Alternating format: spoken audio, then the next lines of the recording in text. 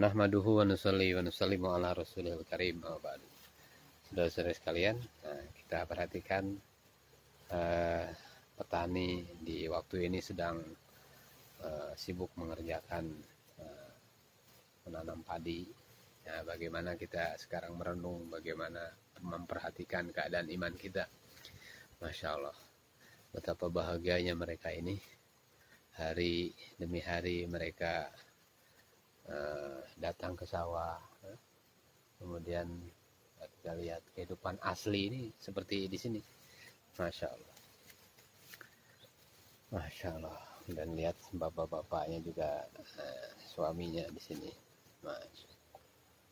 Pak Haji, Pak Haji sedang mencangkul. Masya Allah. Masih ada pohon kelapa ini.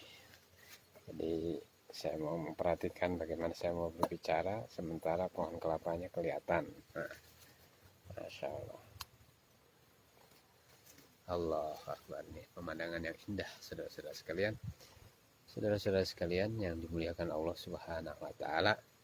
Tadi kita telah bicara mengenai pentingnya iman dan pentingnya amal. Bagaimana kehidupan kita yang kita lalui di dunia ini selamat apabila wujud iman dan amal yang sempurna.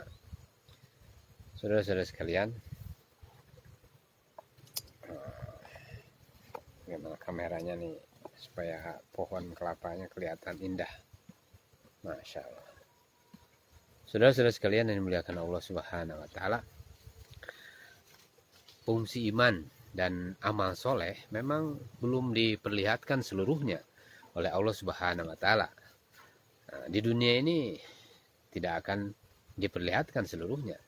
Namun setelah berpindah ke alam kubur, iman dan amal mulai berfungsi menerangi alam kubur itu dan meluaskannya sejauh pandangan mata. Iman adalah pondasi agama dan iman itu goib. Dengan menampikkan yang nampak, keyakinan pada Allah Subhanahu wa taala akan wujud. Inilah yang harus kita usahakan, yaitu memasukkan hal yang goib ke dalam hati sehingga menjadi keyakinan. Matahari, air, sawah, dan udara semuanya tidak perlu diusahakan karena telah tersedia. Hanya ada dua cara untuk mendapatkan keyakinan, yaitu dengan dakwah. Saudara-saudara sekalian, matahari, air yang kita lihat sekarang ini, Masya Allah. Kemudian udara, ini sebenarnya tidak perlu diusahakan. Maka dengan air itu Allah Subhanahu wa taala jadikan asbab sehingga sawah terbentuklah, sungai-sungai terbentuklah, Masya Allah. Dan udara juga sebetulnya tidak perlu diusahakan karena telah disediakan oleh Allah Subhanahu wa taala. Hanya ada dua cara untuk mendapatkan keyakinan, yaitu dengan dakwah, yaitu melihat, mendengar, dan berbicara kebesaran Allah. Dan juga yang kedua adalah kematian.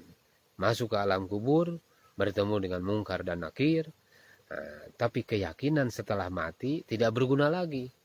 Maka tidak ada cara lain kecuali dengan dakwah. Maka kita dakwahkan hari-hari. Orang yang sempurna imannya sekalipun diperintahkan oleh Allah mengusahakan iman. Ya.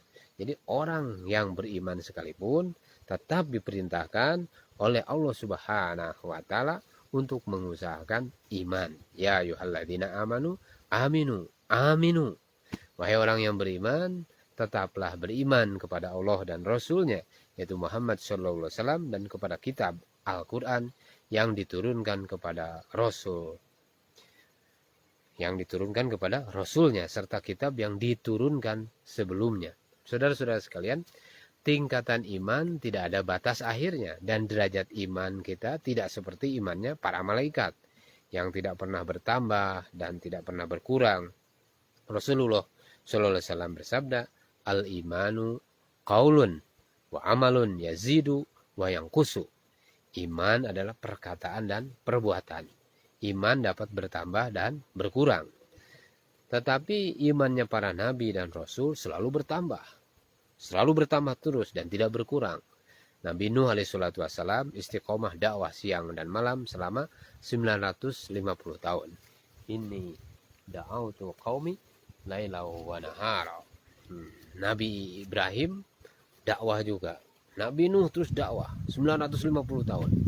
Walaupun pengikutnya hanya 83 orang, Nabi Ibrahim berdakwah juga.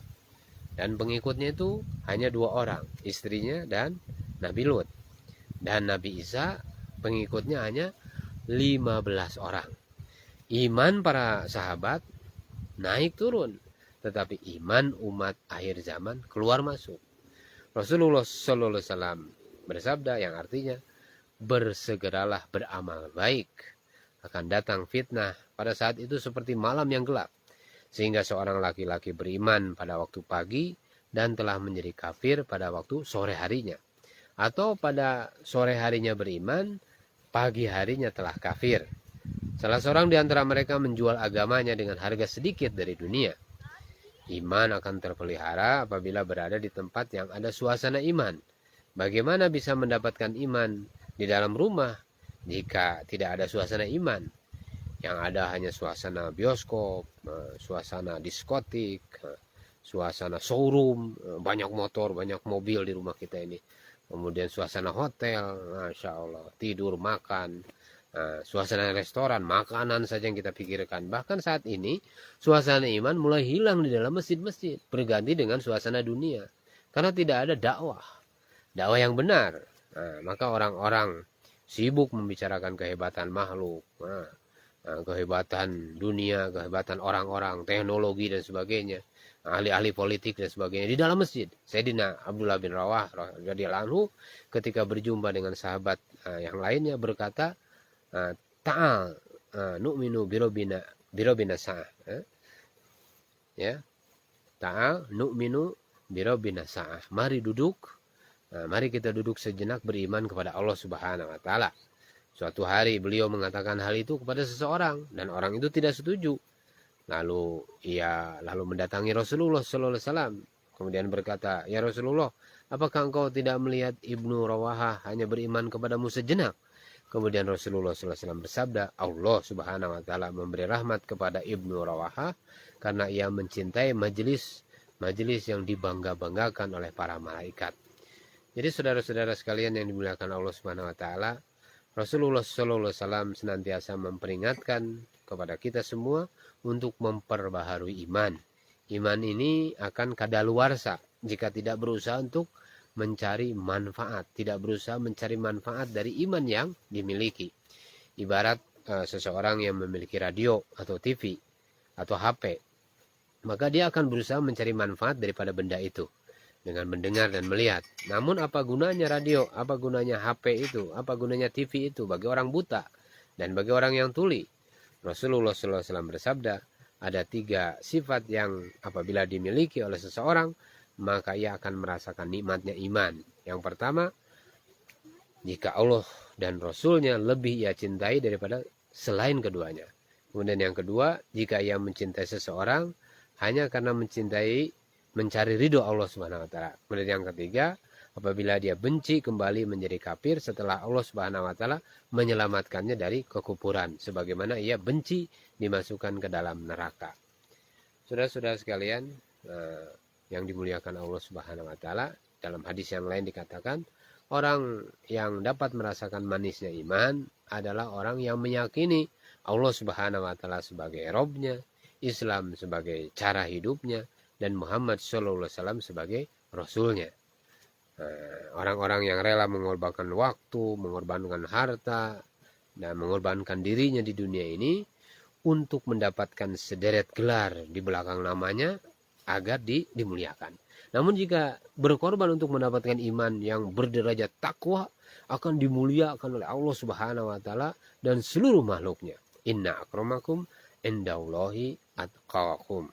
Sesungguhnya orang yang paling mulia di sisi kamu, di antara kamu, di sisi Allah Subhanahu wa taala adalah orang yang paling bertakwa di antara kamu. Apabila Allah Subhanahu wa taala telah memuliakan hambanya, tidak akan ada satupun makhluk yang akan bisa menghinakannya. Saudara-saudara sekalian, demikianlah apabila Allah Subhanahu wa taala memuliakan hambanya, maka tidak ada satu kekuatan apapun, tidak ada satu makhluk pun, tidak ada satu daya apapun untuk bisa menghinakannya. Semoga Allah Subhanahu wa taala memuliakan kita, memberikan kita sehat, memberikan kekuatan iman kepada kita, sehingga Allah Subhanahu wa taala memberikan taufik kepada kita untuk mengamalkan perintah-perintah Allah dan juga mendakwahkan, menyampaikan kepada seluruh manusia. Subhanallah bihamdi, subhanakallahumma wa bihamdika, asyhadu an la ilaha illa anta, astaghfiruka wa atubu ilaik.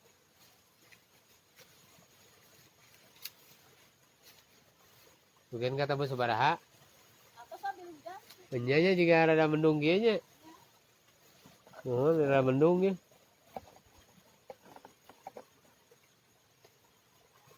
Ay Pak Haji mungkin Kak Sami sarang. Oh.